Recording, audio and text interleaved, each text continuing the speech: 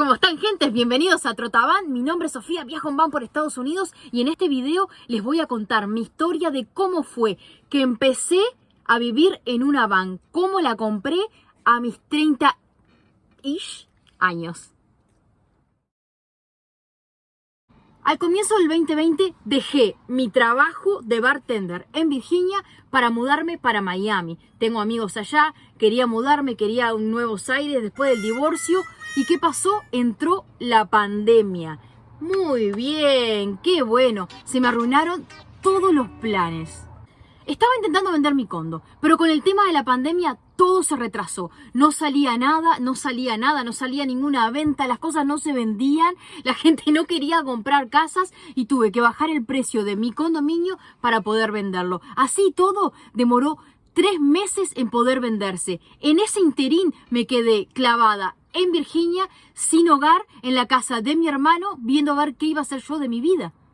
Gracias a la pandemia, mi meta de ir a Miami se derrumbó. Encima de eso, nadie podía salir afuera. No había trabajos, no había nada. Así que por más que yo me fuera a Miami, no iba a poder trabajar. Y ya había dejado mi trabajo de Virginia. Es cierto, la pandemia nos ha afectado a todos, absolutamente todos. No hay nadie que no haya sido tocado de alguna manera por esta pandemia.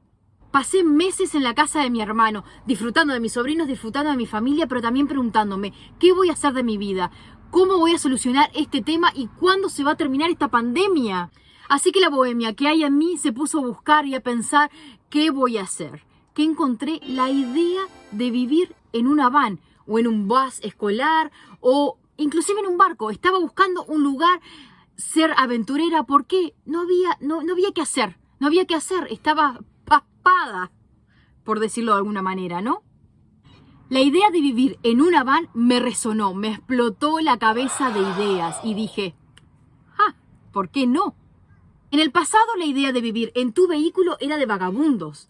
Hoy en día se ha vuelto una comodidad y un privilegio. Pasé meses buscando en internet cómo podía cumplir esta meta, cómo podía hacer realidad este sueño. Y así fue como en Carolina del Norte encontré esta van que estaba en internet en el marketplace de Facebook.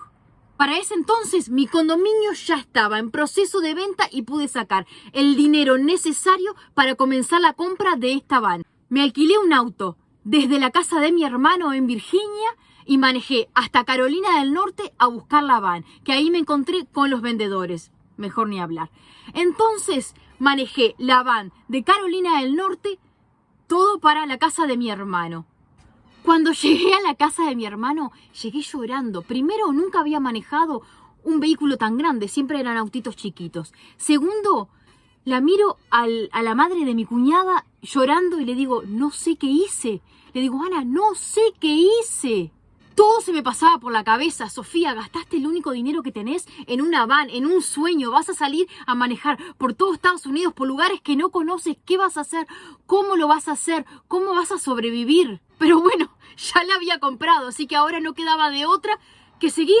Como la pandemia estaba a todo furor, me costó un mes poder conseguir las placas para legalizar la camioneta. En ese interín estuve siempre buscando cosas en internet y buscando información para poder saber cómo iba a sobrevivir y qué tenía que hacer para vivir en una camioneta. Y así fue, como en un día de julio con mucho calor, salí de la casa de mi hermano Williamsburg, Virginia, directo a conocer Estados Unidos. Bueno, gente, muchas gracias por ver el video hasta el final. Si les gustó, me dejan un me gusta, comentarios, cualquier pregunta que tengan.